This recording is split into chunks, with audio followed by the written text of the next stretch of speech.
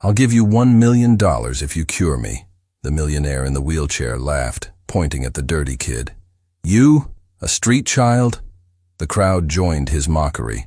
But when the boy's hands touched him, his laughter died forever.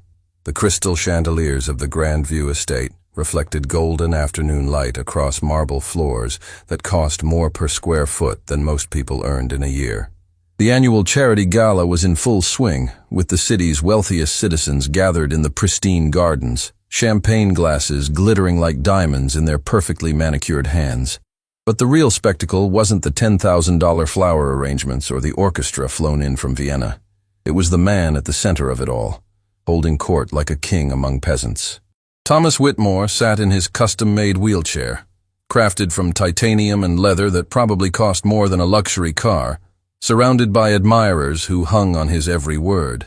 At 42, he was a legend in pharmaceutical circles, a self-made billionaire who'd built an empire on revolutionary medications that had saved countless lives. His face was on magazine covers. His name opened doors that remained closed to presidents and princes. He had everything money could buy, everything except the use of his legs.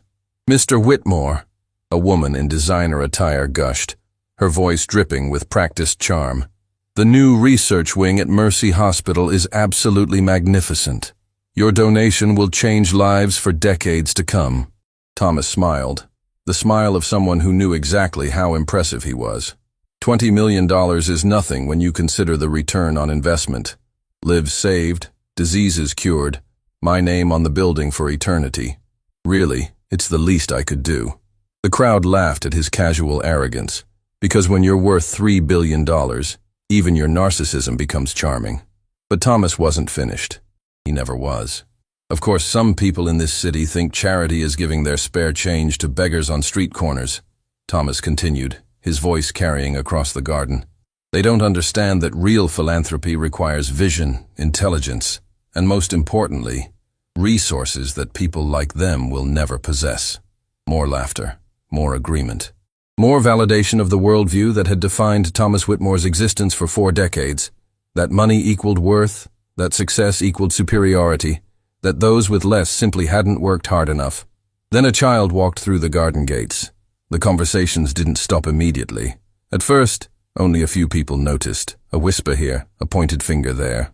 But like ripples spreading across still water, awareness spread through the crowd, until gradually, impossibly, the entire gala fell silent.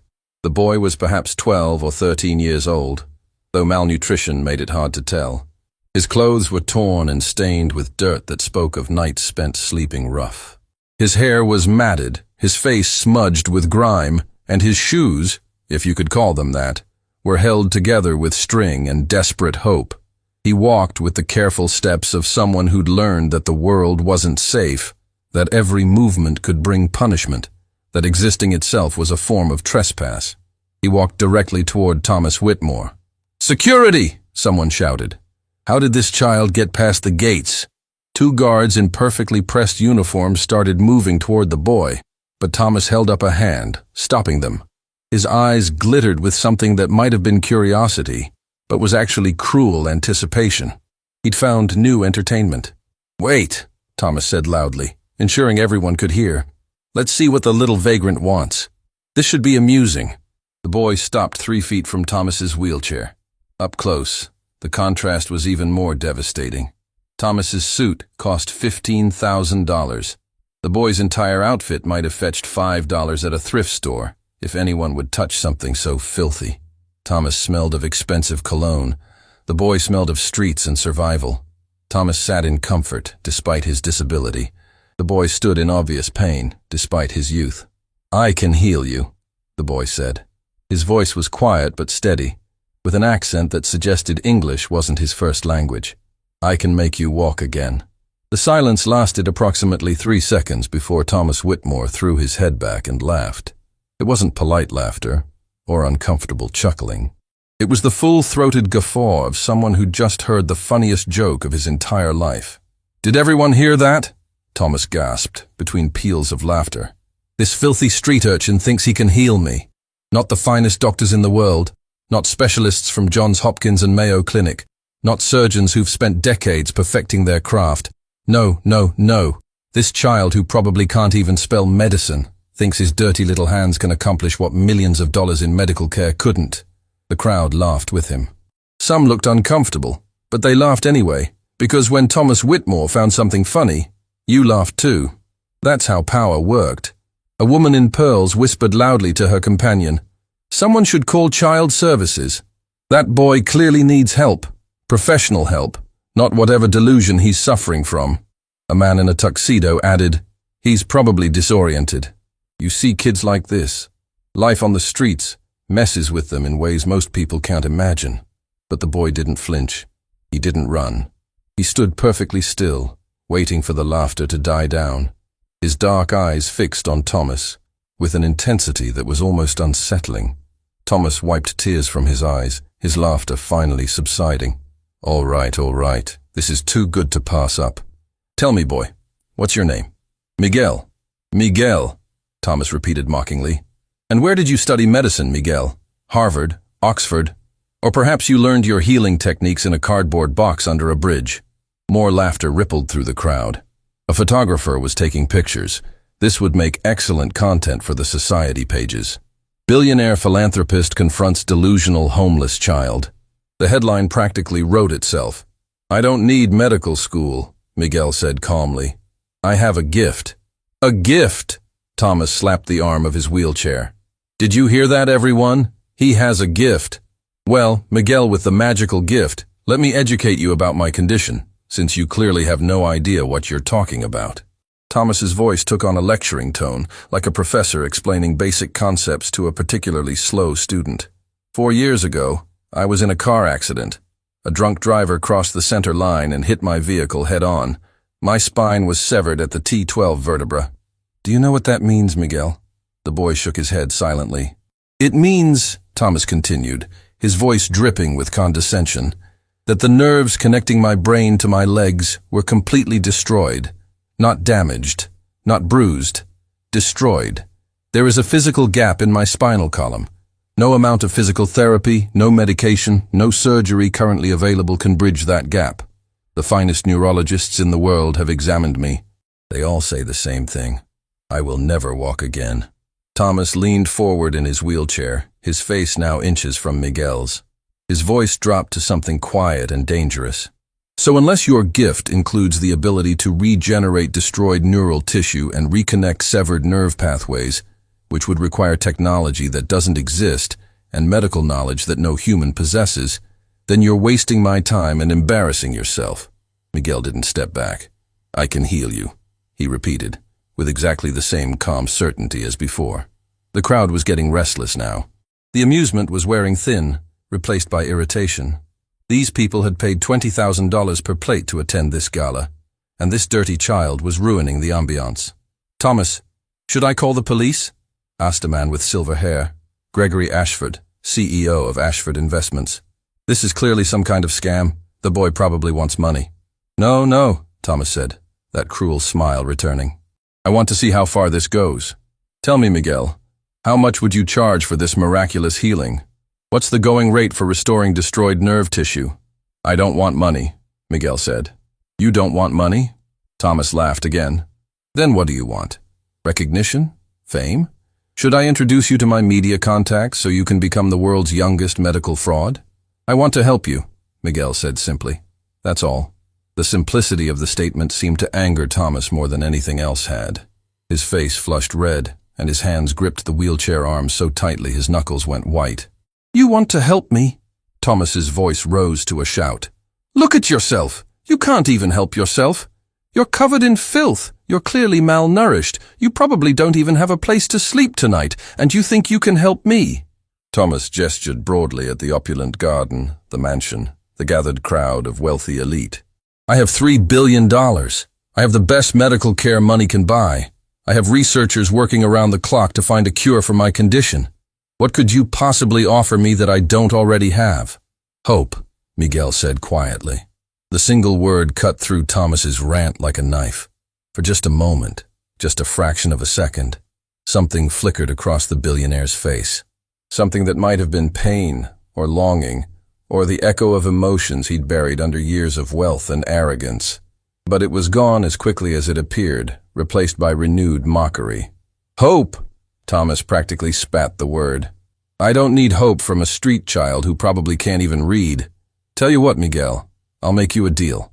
I'll give you exactly one chance to prove your ridiculous claim. One touch, one attempt at your magical healing. And when it fails, when nothing happens because you're either delusional or a con artist, you'll leave immediately and never come near me or my property again. Do we have a deal?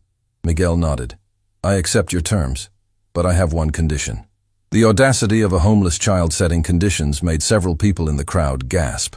Thomas stared at Miguel like he'd just spoken in tongues. A condition? Thomas's voice was dangerously soft. You, a child who has nothing, who is nothing, you dare to set conditions with me? When I heal you, Miguel said, his voice still calm despite the venom being directed at him, I want you to promise something. Oh, this I have to hear. Thomas leaned back, arms crossed. What could you possibly want from me? When you can walk again, Miguel said, each word carefully measured. I want you to walk through the streets where I sleep. I want you to meet the people you call worthless.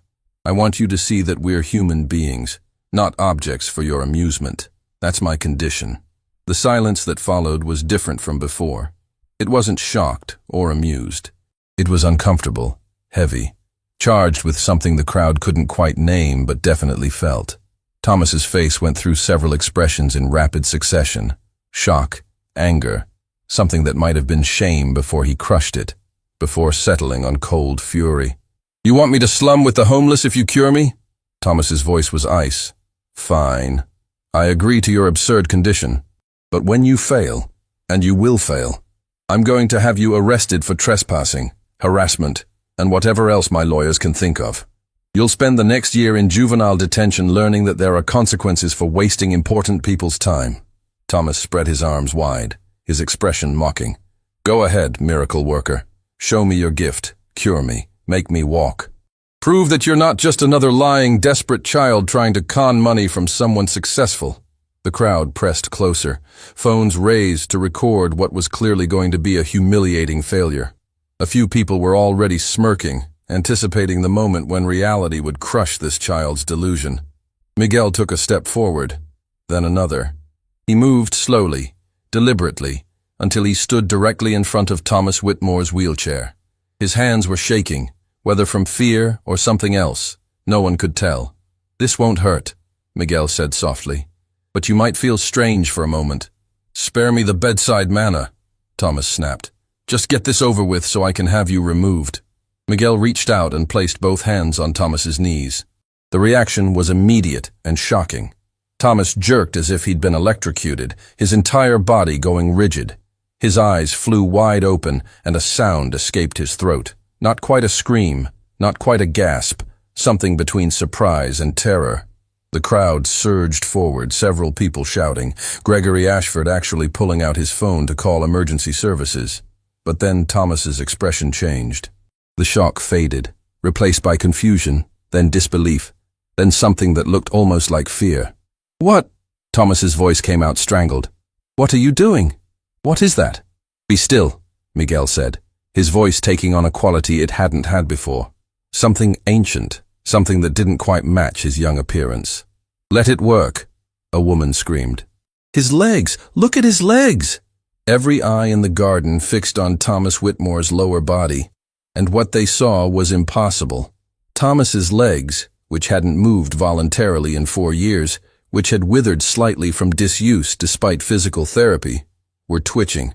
Not the random spasms that sometimes occurred with spinal injuries. Deliberate, controlled movements. His right foot flexed. His left knee bent slightly. Muscles that had been dormant for years suddenly came to life like flowers opening to the sun.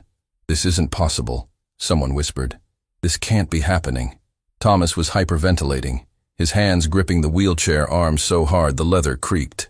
I can feel them, he gasped. Oh God, I can feel my legs. This isn't possible.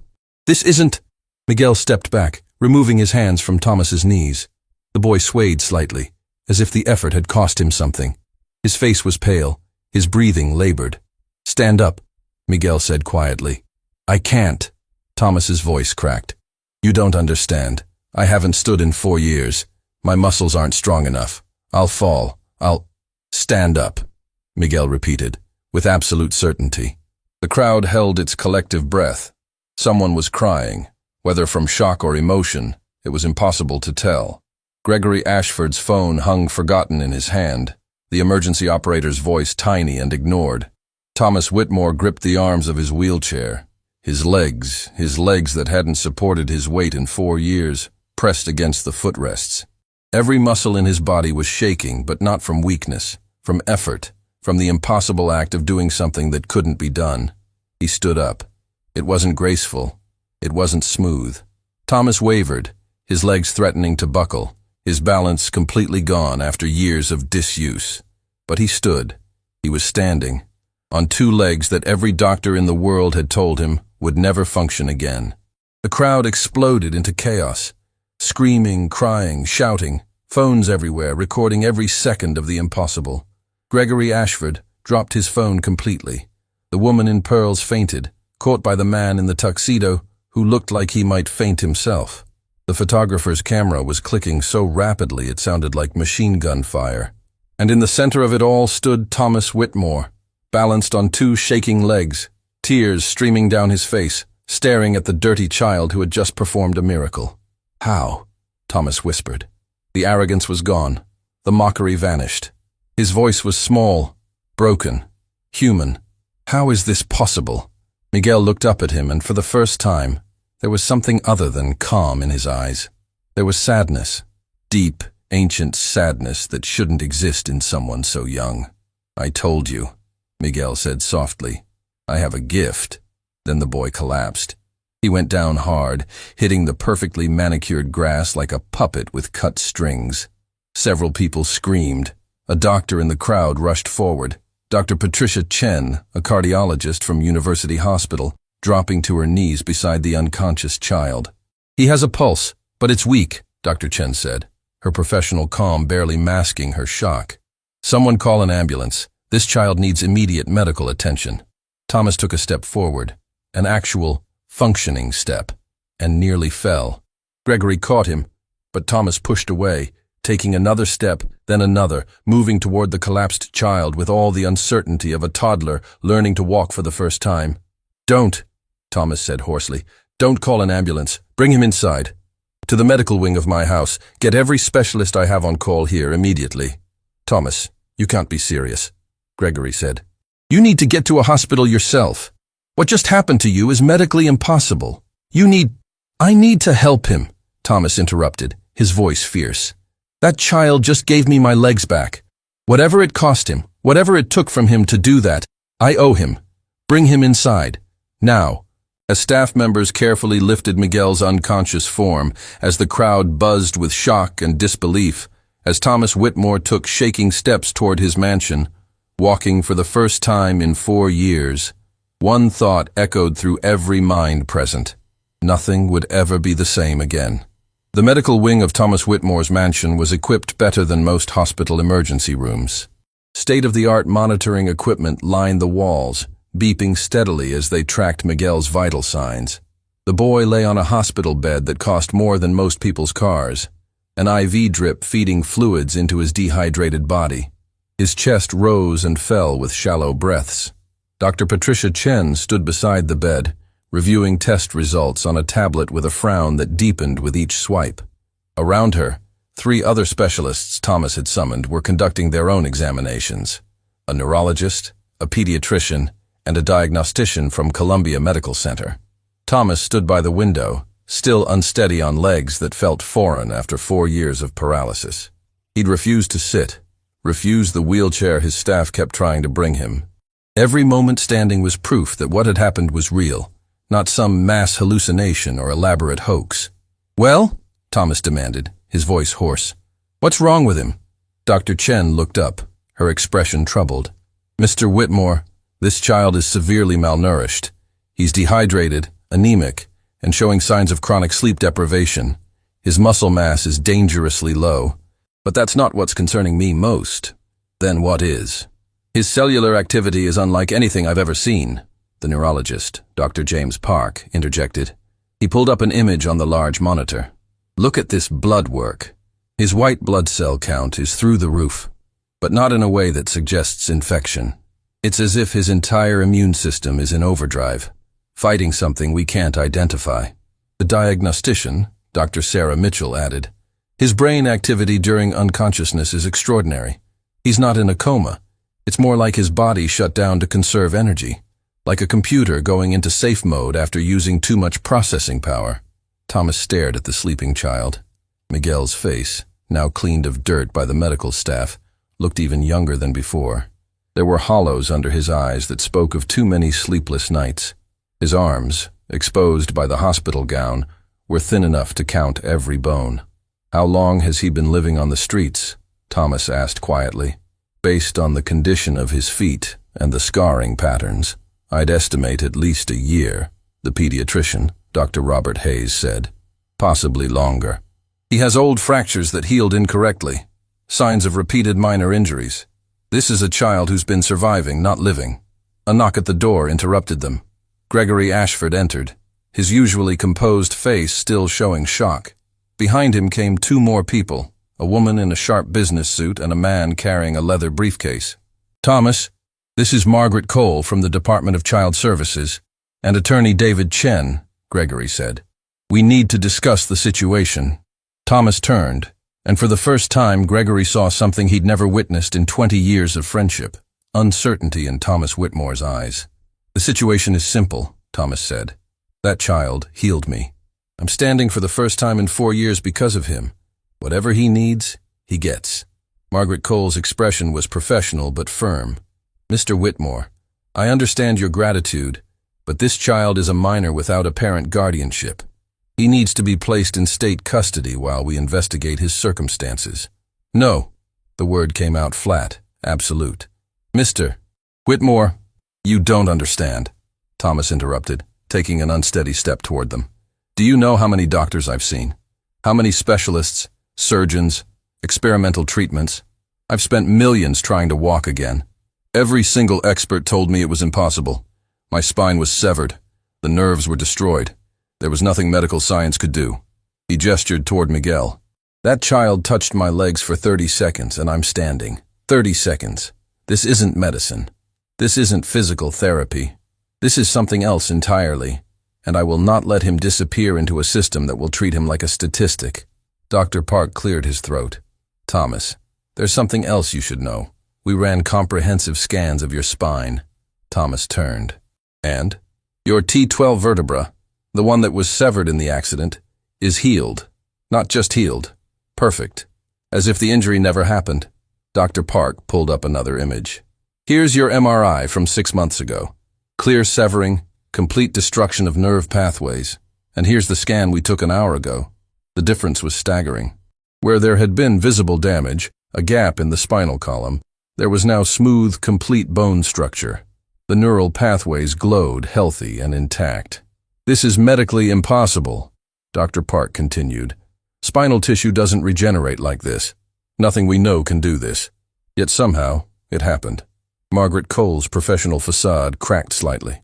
What are you saying, Doctor? I'm saying that child performed a miracle, Dr. Park said simply. And I don't use that word lightly. A soft sound came from the bed. Everyone turned to see Miguel's eyes fluttering open. He looked around at the faces surrounding him with confusion that quickly shifted to fear. His hand went to the IV in his arm, and he tried to pull it out. Easy, easy, Dr. Chen said gently, moving to his side. You're safe. You collapsed, and we brought you here to help you.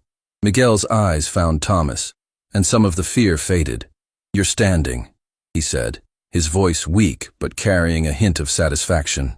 Because of you, Thomas said, moving closer to the bed. His steps were still uncertain, but stronger than before. You gave me my legs back. Why? You don't know me. I treated you terribly. Why would you help me? Miguel was quiet for a long moment. When he finally spoke, his voice was so soft everyone had to lean in to hear. Because you needed help, that's enough. The simplicity of the statement hit Thomas like a punch to the chest. Here was a child who had nothing, who'd been mocked and humiliated, who'd nearly killed himself performing a miracle, and his only reason was that someone needed help. "How did you do it?" Thomas asked. "How is what you did possible?" Miguel's eyes grew distant, focusing on something beyond the room. "My grandmother had the gift. She could heal small things, cuts, bruises, minor sickness. She said it runs in our blood, passed down through generations. But it takes something from us. Every healing costs." "Costs what?" Dr. Chen asked, her medical curiosity overriding protocol. "Life energy," Miguel said. "When I heal someone, I give them part of my own life force. Small healings take little, but what Mr. Whitmore needed—" He paused, exhaustion evident in every line of his face. "That took almost everything I had." The room fell silent. Thomas felt something cold settling in his stomach. "You almost died healing me." "I knew the cost," Miguel said. "I chose to pay it." "But why?" Thomas's voice cracked. "I was horrible to you. I laughed at you. I tried to have you arrested. Why would you sacrifice so much for someone like me?" Miguel looked directly at Thomas, and in that moment, Thomas saw something in the boy's eyes that made him feel smaller than he ever had in his life. Not pity, not judgment, but a kind of compassionate understanding that shouldn't exist in someone so young. "Because my grandmother taught me that everyone deserves a second chance," Miguel said. "Even people who don't think they need one." Margaret Cole stepped forward. "Miguel, do you have any family? Anyone we can contact?" The boy's expression shuddered. "No, my grandmother died 2 years ago. There's no one." "Then we need to make arrangements for your care," Margaret said gently. "You'll be placed with a foster family while he stays here." Everyone turned to stare at Thomas. Gregory looked like he might have a stroke. "Thomas, you can't be serious," Gregory said. "You don't know anything about caring for a child. You work 18-hour days. You travel constantly. This is non-negotiable," Thomas interrupted. "That boy saved my life. More than that, he gave me back my life. I'm not letting him go back to sleeping on streets or disappearing into a broken system." Thomas looked at Margaret Cole. "What do I need to do? Legal guardianship? Adoption? Whatever paperwork exists, I'll sign it. Whatever requirements need to be met, I'll meet them. He stays here." "Mr. Whitmore, this isn't how the system works." "Then change the system," Thomas said, his old authority returning but directed differently now, not to dominate, but to protect. "I have resources. I have money. I have influence. Use them, because that child is not leaving my care." Miguel looked between the adults arguing over him, his expression unreadable. Finally, he spoke. "I don't want charity," he said quietly but firmly, "and I don't want to be saved like some project."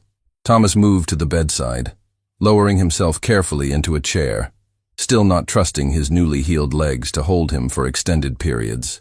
He looked Miguel directly in the eyes. "This isn't charity," Thomas said. "It's a debt.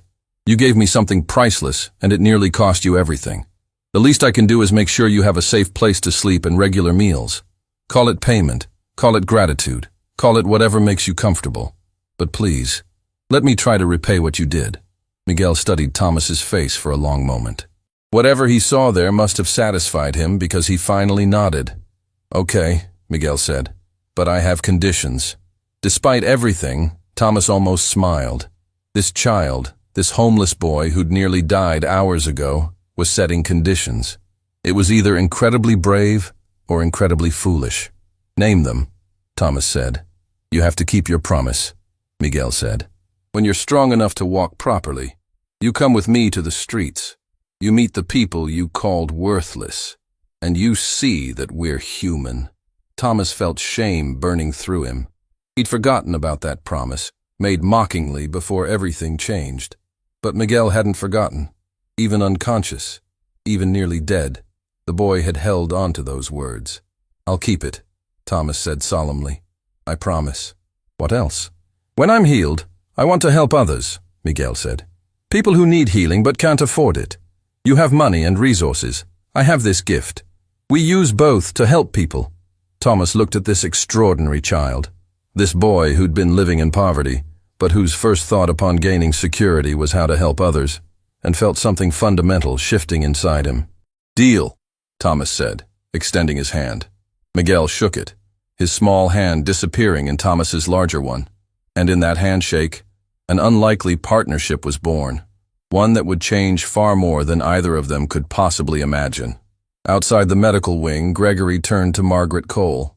"This is the most insane thing I've ever seen Thomas do." Margaret surprised him by smiling. "Maybe. Or maybe it's the sanest thing he's ever done."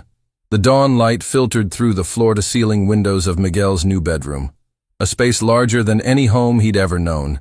The bed alone was bigger than the cardboard boxes he'd been sleeping in for the past year. But Miguel wasn't in the bed. He sat on the floor in the corner, knees pulled to his chest, watching the sunrise paint the city skyline in shades of orange and gold. He'd been here for 3 days.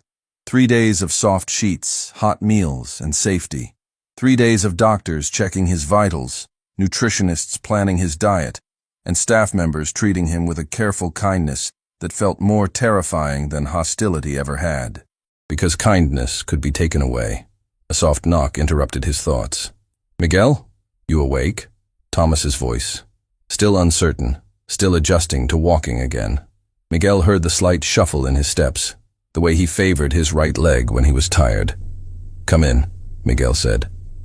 Thomas entered, dressed casually in clothes that still probably cost more than most people's monthly rent. He stopped when he saw Miguel on the floor, something pained crossing his face. "The bed's not comfortable?" Thomas asked. "It's too soft. I can't sleep on it." Thomas nodded slowly, then surprised Miguel by sitting down on the floor beside him.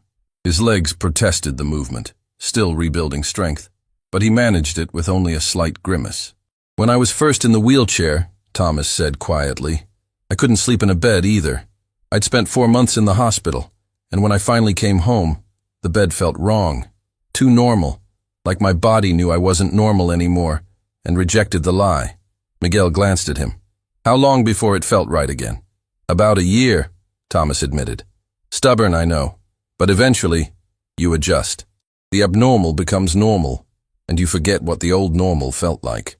They sat in silence for a moment, watching the city wake up.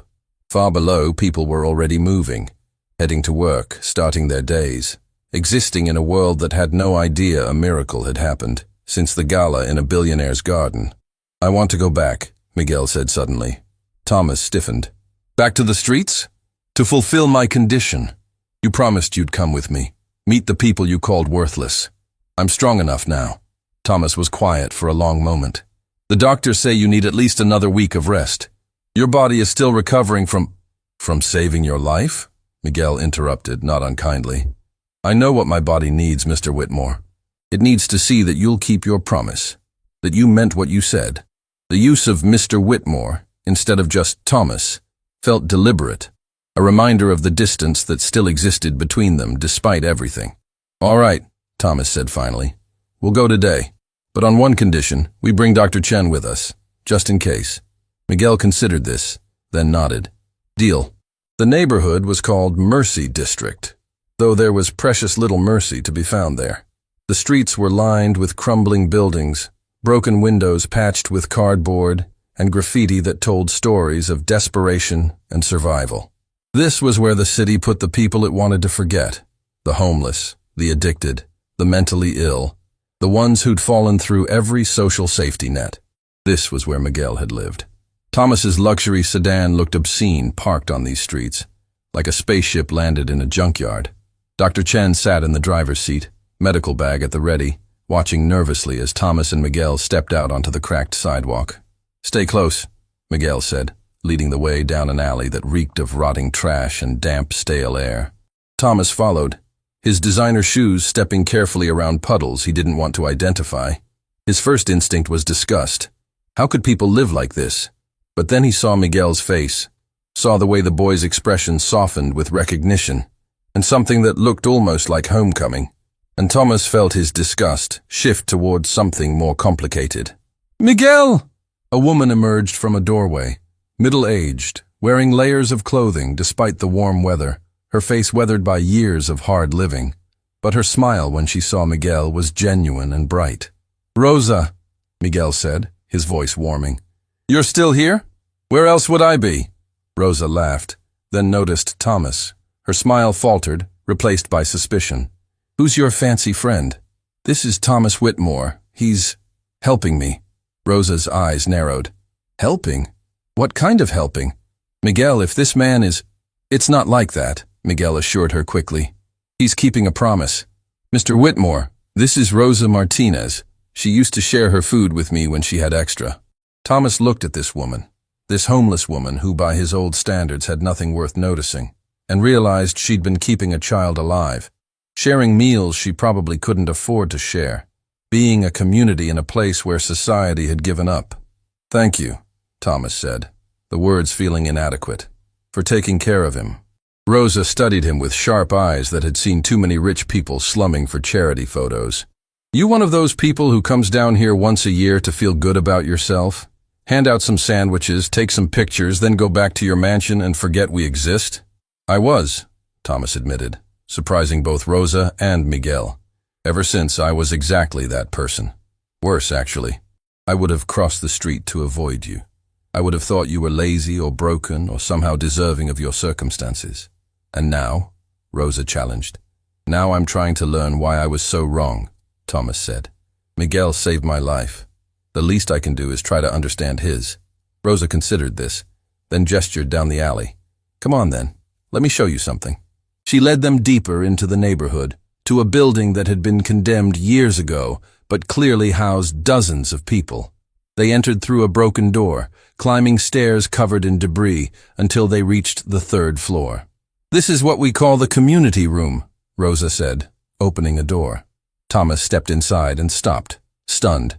The room was large, probably an old apartment with the walls knocked out. It was still decrepit, with peeling paint and water-stained ceiling, but someone had tried to make it livable. There were sleeping mats arranged neatly along the walls. A corner had been set up as a makeshift kitchen, with a hot plate and donated supplies.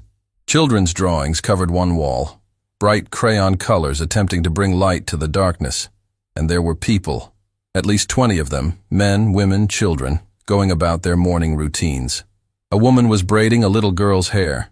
2 men were sharing a can of soup heated on the hot plate. Teenagers were helping younger kids with what looked like homework. This is a community, Rosa said. We look out for each other because nobody else will. We share what we have because that's how we survive.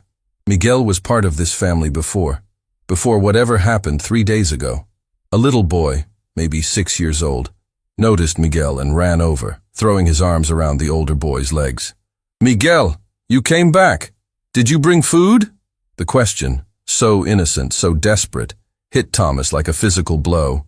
This child's first thought upon seeing someone wasn't, I missed you, but, did you bring food? Miguel knelt down, ruffling the boy's hair. Not today, Carlos, but soon, I promise. Miguel always kept his promises, Rosa said, looking pointedly at Thomas, even when it cost him. What do you mean? Thomas asked.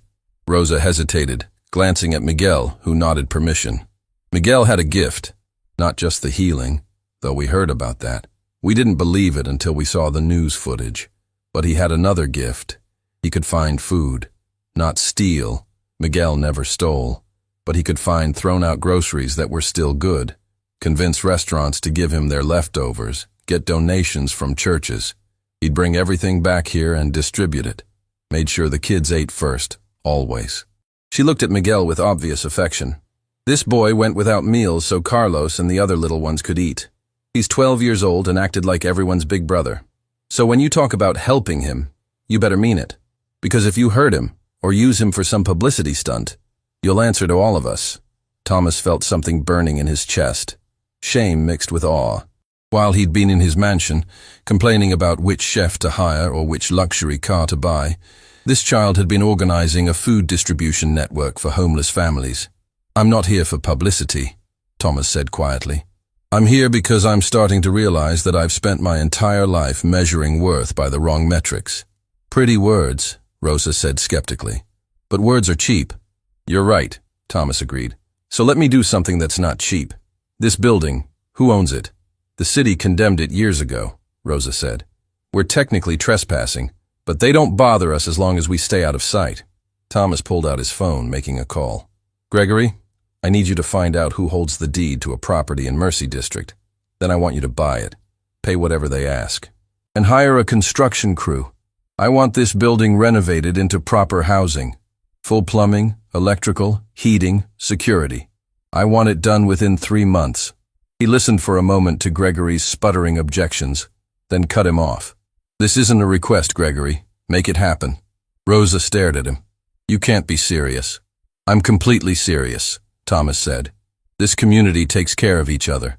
The least I can do is give you a safe place to do it. Why? Rosa demanded. Why would you do this?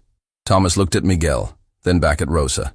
Because 3 days ago, I stood in my garden surrounded by millionaires and laughed at a child who offered to help me. I called him worthless. I was ready to have him arrested. And then he performed a miracle that saved my life, and it nearly killed him. His voice grew thick with emotion.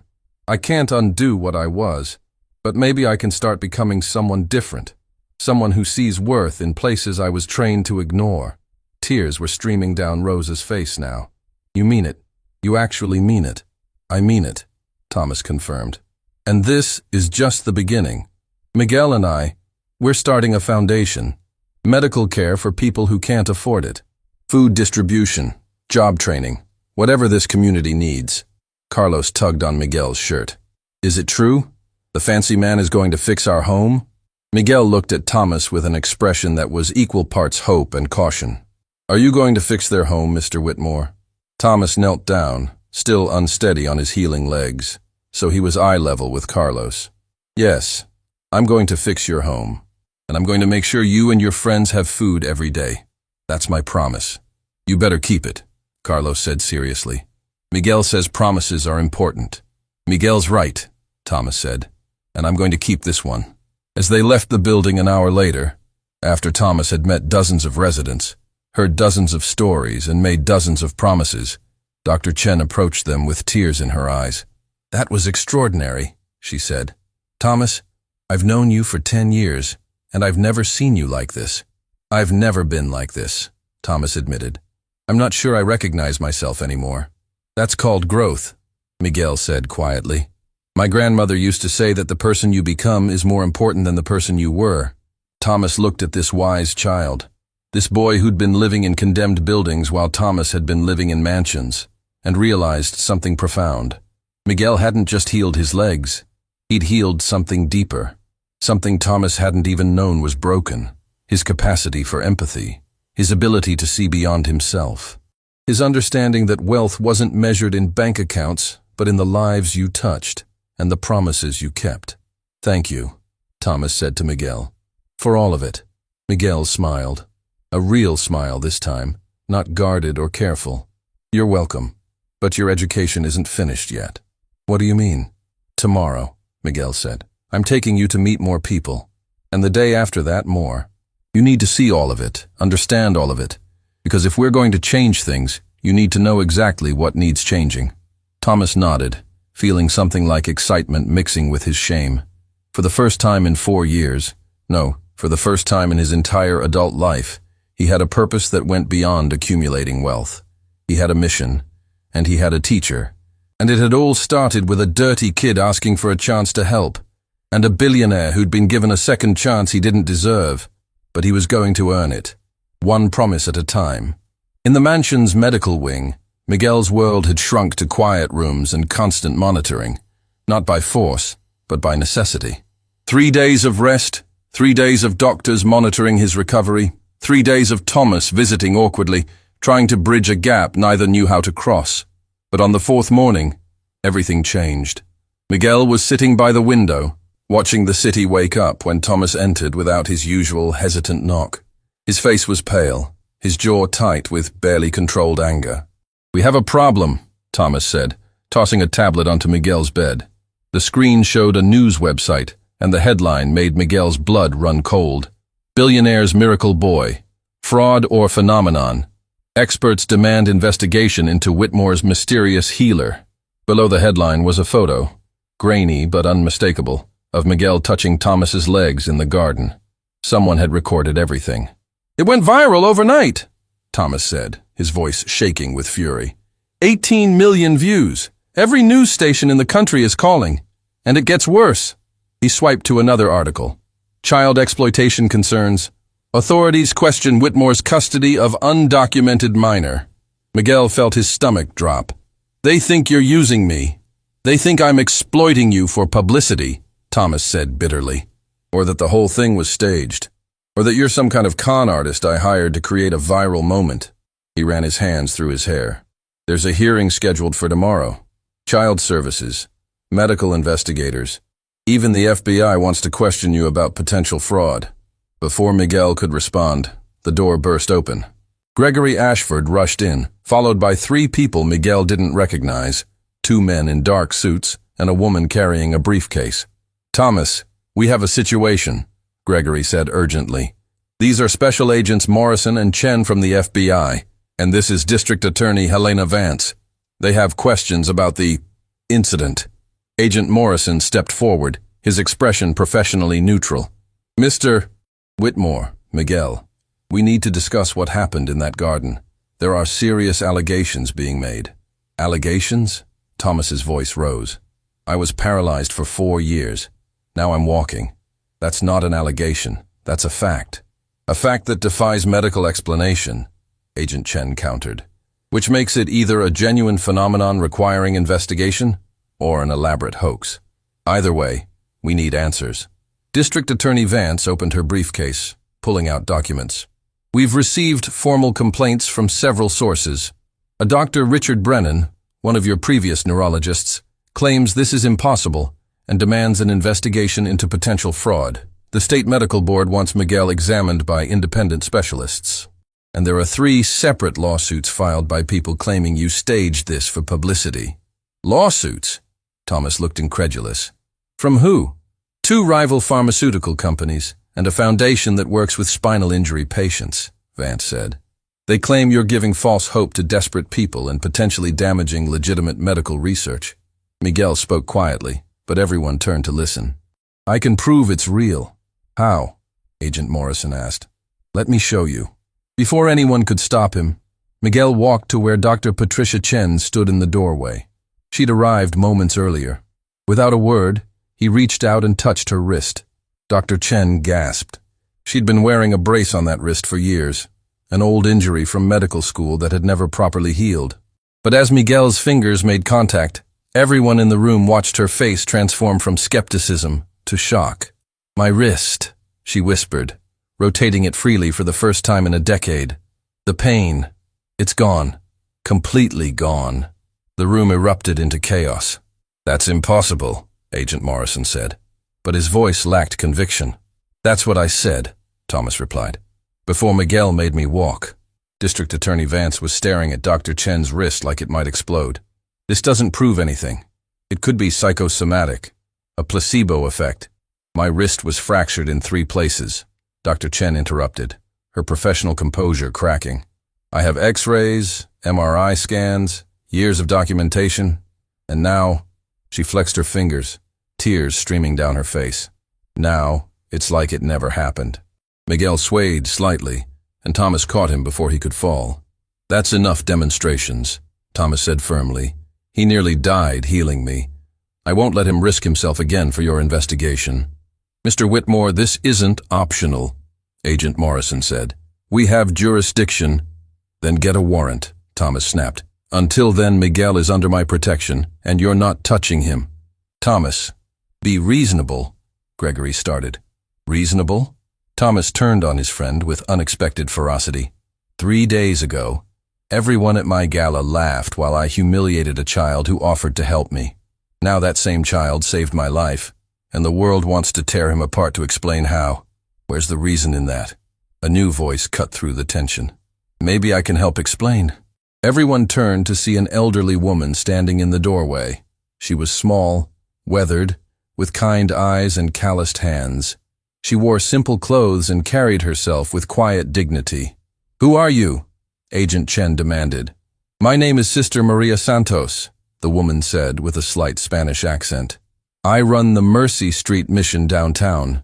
I knew Miguel's grandmother, Elena Rivera, and I know about the gift. Miguel's eyes widened. Sister Maria, you're alive? Very much so, my boy. Sister Maria smiled sadly. Though I heard you thought otherwise. That's why I came. When I saw the news, I knew you needed help." She turned to the assembled officials. "Elena Rivera was one of the kindest souls I ever met. She volunteered at our mission for years, and yes, she had an extraordinary gift for healing. Nothing dramatic like Miguel just demonstrated. Small things. A child's fever would break after Elena prayed over them. A man's chronic pain would ease. We called it faith healing, but Elena said it was something older, something passed through her family's bloodline." "Superstitious nonsense," Dr. Brennan's voice came from the doorway. The neurologist had arrived with several colleagues, all carrying medical equipment. "I've examined Mr. Whitmore. His injury was catastrophic. No amount of family gifts or faith healing could repair that damage." "Then explain this," Dr. Chen said, holding up her wrist. "Explain how a fracture documented by multiple specialists is suddenly healed." "Misdiagnosis, coincidence, fraud, I don't know yet, Doctor," Brennan said coldly. "But I will find out. Science doesn't allow for miracles. Science doesn't allow for closed minds either," Sister Maria replied gently. "But you don't have to believe in miracles. You just have to believe what you can measure. Test Thomas's spine. Test Dr. Chen's wrist. Let the evidence speak." District Attorney Vance looked between the assembled doctors, agents, and witnesses. "We'll do exactly that. I'm ordering comprehensive medical examinations of both Mr. Whitmore and Dr. Chen. Independent specialists, full documentation. If this is real, the evidence will prove it. If it's fraud," she looked directly at Miguel, "someone will answer for it." "And what happens to Miguel during this investigation?" Thomas asked. "He'll need to remain available for questioning," Agent Morrison said. "Possibly in state custody." "No." Thomas's voice was absolute. "He stays with me. You want to question him? Fine. You want medical examinations? I'll cooperate fully. But Miguel is not going into a system that will treat him like a lab rat or a criminal. He saved my life. I'm not abandoning him now." "Mr. Whitmore, you don't have the authority," Vance began. "Then I'll get it," Thomas interrupted. "I have lawyers who can tie this up for months. I have resources that can make this investigation very complicated.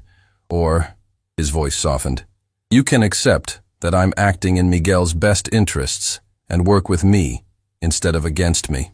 Sister Maria stepped forward. "If I may offer a suggestion, I've known Miguel since he was a child. He lived at our mission after his grandmother died. He's a good boy who's been through terrible trauma. What he needs isn't interrogation, it's protection. Let him stay with Thomas. Let the medical investigation proceed. But treat this child with the compassion he deserves." Agent Morrison and Agent Chen exchanged glances. Finally, Morrison nodded. "Conditional arrangement. Miguel remains with Mr. Whitmore, but both must be available for immediate questioning. Any attempt to flee or obstruct the investigation will result in immediate custody transfer." "Agreed," Thomas said. "One more condition," Miguel spoke up, his voice weak but determined. "I want to go back to Mercy Street, to see the people I lived with. They'll be worried." "Absolutely not," Gregory said. "With this media circus, it's not safe." "Then make it safe," Miguel interrupted. "Get security. Get whatever you need. But those people raised me when I had no one. They deserve to know I'm okay. And," he looked directly at Thomas, "you promised you'd meet them. That was our deal." Thomas looked at the FBI agents, the district attorney, the doctors, all waiting for his decision. Then he looked at Miguel.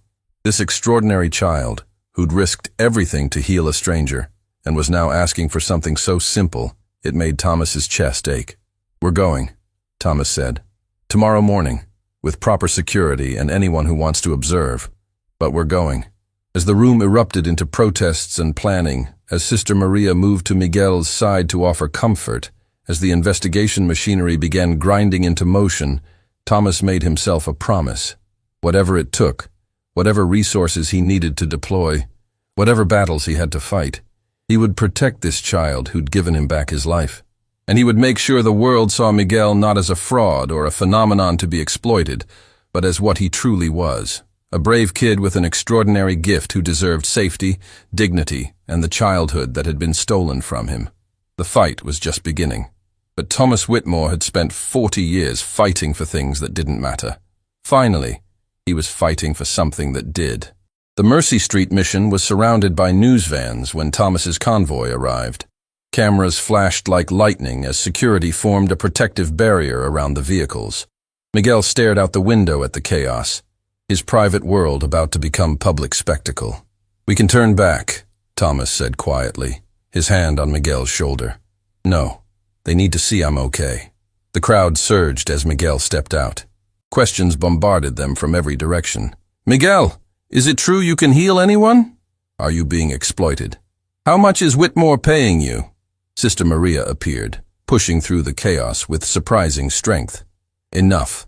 This is a house of God, not a circus. Show some respect or leave." Inside, the mission's common room was packed. Miguel recognized every face: Rosa, Carlos, the teenagers who'd shared blankets with him during cold nights, the elderly man who'd taught him to read. They rushed forward, and suddenly Miguel was surrounded by embraces, tears, urgent questions spoken in Spanish and broken English. "We thought they took you," Rosa said, gripping his face. "We thought we'd never see you again." "I'm okay," Miguel assured her. "Thomas is helping me. He's keeping his promise." Thomas stood awkwardly at the edge of the reunion, feeling like an intruder. Then Carlos appeared at his side, the 6-year-old studying him with serious eyes. "You're the man Miguel fixed," Carlos said. It wasn't a question. "Yes." "Did it hurt?" Thomas knelt down, ignoring his still healing legs. "No. It felt like hope." Carlos considered this. "Miguel gave me hope once, too. I was sick, really sick, and he put his hands on my head and prayed. The next morning, I was better. He said it was God, but I think it was Miguel." Thomas felt something cold in his chest. "When was this?" "Long time ago. Maybe a year?" "A year." Miguel had been healing people long before that day in the garden. How many times had he risked himself? How much had he given away? A commotion at the door interrupted his thoughts. Dr. Brennan pushed through with a camera crew, his expression triumphant. "Mr. Whitmore, I've been trying to reach you. I have some very interesting findings from my investigation." The room fell silent. Cameras swiveled toward them. "These people are scared and vulnerable," Dr. Brennan announced, gesturing at the mission residents. "Easy targets for manipulation. Miguel has been claiming to heal them for months, taking advantage of their desperation." "That's a lie!" Rosa stepped forward, fury blazing in her eyes. "Miguel never took anything from us. He gave. Always gave." "Convenient testimony from someone clearly loyal to the boy," Dr. Brennan said dismissively. "But I have medical evidence that tells a different story. I examined Carlos Martinez this morning. The child had pneumonia last year, documented at County General. Miguel supposedly healed him, but the medical records show Carlos was already on antibiotics. He would have recovered anyway. The healing was coincidence, not miracle." "That's not true," Carlos said quietly, but his voice was lost in the growing chaos. Dr. Brennan pulled out a tablet. "I have documented 12 cases of Miguel's supposed healings. Every single one has a medical explanation. Spontaneous remission, misdiagnosis, delayed effects of actual treatment. There is no miracle here, just a clever boy who's learned to take credit for natural recovery." Miguel swayed, his face draining of color. Thomas caught him before he fell. "That's enough," Thomas said, his voice dangerous. "You've made your point. Now get out." "I'm not finished," Dr. Brennan said. "I've filed a formal complaint with the medical board. Miguel is practicing medicine without a license, making false medical claims, and potentially preventing people from seeking real treatment. He's not a healer. He's a public health hazard." The words hit Miguel like physical blows. Thomas felt the boy trembling in his arms. "You want evidence?" Sister Maria's voice cut through the chaos like a blade. "Then let him heal you." The room went deadly quiet. Dr. Brennan laughed. "Excuse me? You claim Miguel is a fraud," Sister Maria said calmly. "Prove it. Let him touch you. If nothing happens, you win. If something does happen," she smiled slightly, "perhaps you'll reconsider your conclusions." Dr. Brennan's confident expression faltered. "That's absurd. I'm perfectly healthy. There's nothing to heal." "Really?" Sister Maria pulled out a file. "Because your own medical records, which are public information after your malpractice lawsuit 3 years ago, show you have chronic arthritis in both hands, painful enough that you almost lost your surgical privileges." Dr. Brennan's face went red. "How dare you? Let Miguel heal your hands," Sister Maria challenged. "Right here, right now, in front of all these cameras. If he fails, you have your proof. If he succeeds, you admit you were wrong. The cameras were trained on Dr. Brennan now, waiting. The doctor looked trapped, furious, but unable to back down without looking like a coward. "Fine," he said through gritted teeth. "Let's end this charade." Miguel pulled away from Thomas, standing on shaking legs. "I'll do it." "Miguel." "No," Thomas said urgently. "You're too weak." "I have to," Miguel said simply, "or they'll never stop." He walked toward Dr. Brennan, the crowd parting like water. The doctor held out his hands mockingly, his expression confident despite the arthritis that made his fingers curl slightly inward. Miguel placed his small hands over Dr. A. Brennan's twisted ones, and the world held its breath. The silence in the mission was absolute. Every camera, every eye, every breath focused on the moment Miguel's hands touched Dr. Brennan's twisted fingers. Then it happened. Dr. Brennan's eyes went wide, his mouth opening in a soundless gasp. His hands, gnarled from years of arthritis, began to straighten, slowly at first, then faster. The swollen joints smoothed, the crooked fingers extending until they were perfectly straight, perfectly healthy. "Impossible," Brennan whispered, staring at his own hands like they belonged to someone else. He flexed his fingers, movements that should have caused excruciating pain, and felt nothing but smooth, painless motion. This is... Miguel collapsed. Thomas caught him before he hit the floor, cradling the unconscious boy.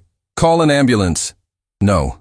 Miguel's eyes fluttered open, his voice barely audible.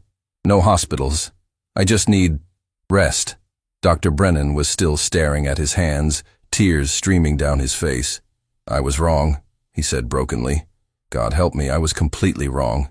He looked at Miguel with something like reverence. "I've spent 30 years in medicine. 30 years believing that everything could be explained, categorized, understood, and in 30 seconds, a child showed me I understood nothing." He turned to the cameras. "I came here to expose a fraud. Instead, I witnessed a miracle. Miguel doesn't need my validation or anyone's. What he needs is protection. Protection from people like me who are so afraid of things we can't explain that we try to destroy them." Sister Maria moved to Miguel's side, checking his pulse with practiced hands. "He needs rest. Real rest. Not just a few days. This gift costs him dearly." "Then he rests," Thomas said firmly. "For as long as it takes. But the people who need healing," Rosa began. "Will still need healing next month, next year," Sister Maria interrupted gently. "Miguel cannot save everyone at the cost of saving himself. That's not mercy. That's martyrdom." Miguel struggled to sit up, his young face showing exhaustion that went beyond physical. "But I can help. I have this gift." "How can I not use it?" Thomas knelt beside him, and when he spoke, his voice carried the weight of hard-learned wisdom. "Since that day, I stood in my garden and laughed at you because you wanted to help me. I thought your offer was worthless because you had nothing I could measure. No money, no status, no credentials." He paused, emotion thickening his voice. "But you had something far more valuable. You had compassion. You had courage. You had a gift that transcends everything I thought mattered, and I almost destroyed it with my arrogance." Thomas looked around at the cameras, the crowd, the world watching. "Miguel taught me that worth isn't measured by what you have. It's measured by what you give and how you treat others. He gave me my life back. Now it's my turn to give him something. A childhood. Safety. The chance to be a kid instead of a miracle everyone wants to exploit." He stood, still steadying himself on healing legs. "I'm establishing the Miguel Rivera Foundation, named after his grandmother. We'll fund medical research, provide health care to underserved communities, and protect other people with extraordinary abilities from exploitation. But Miguel himself is done being a spectacle. He's done risking his life to prove he's worthy of belief." "Mr. Whitmore," Agent Morrison stepped forward. "The investigation is over," Thomas interrupted. "You have your evidence. Dozens of witnesses, medical documentation, video proof. Miguel is real. His gift is real. And now he needs to be left alone to heal." Morrison looked at his partner, then nodded slowly. "The Bureau will close the case. No charges, no further investigation. But Mr. Whitmore, protect him. There will be others who want to exploit this." "I know," Thomas said grimly. "I was almost one of them. Weeks passed. The media storm gradually died down. Dr. Brennan became Miguel's most passionate advocate, publishing papers on the healing he'd witnessed. Sister Maria coordinated with the new foundation to expand the mission's services. Rosa and Carlos moved into renovated housing Thomas had built. And Miguel got to be 12 years old. Thomas found him one evening in the mansion's library, reading a book about astronomy. "How are you feeling?" Thomas asked. "Strong," Miguel said, smiling. "Ready. Ready for what?" "To help again. Not healing, not yet. But there are other ways to help. Sister Maria wants me to volunteer at the mission, teaching kids to read. Rosa asked if I'd help organize the community kitchen. And Carlos," Miguel's smile widened, "Carlos wants me to teach him to play chess." Thomas sat beside him, this extraordinary boy who'd changed everything. "You know what I realized?" "What?" "That day in the garden, you didn't just heal my legs. You healed something deeper. You healed my ability to see people, really see them. To understand that every person has worth, whether they're sleeping in mansions or on streets." Miguel closed his book. "My grandmother used to say that miracles aren't just the impossible things. Sometimes the biggest miracle is when a closed heart opens." "Your grandmother was wise," Thomas said quietly. "She was," Miguel agreed. "And she'd be happy knowing her gift didn't just heal bodies. It healed you too." They sat together as the sun set over the city, a billionaire who'd learned humility, and a boy who'd taught him. The wheelchair sat unused in the corner, a reminder of what had been and what had changed. Thomas had walked into that garden believing he knew everything worth knowing. He'd walked out, knowing he'd understood nothing. And that knowledge, that humility, that transformed heart, those were the real miracles. Not the healed spine or the straightened hands or the viral videos, but the simple truth that one person's compassion, offered freely to someone who didn't deserve it, could change the world. One promise kept, one heart opened, one life transformed.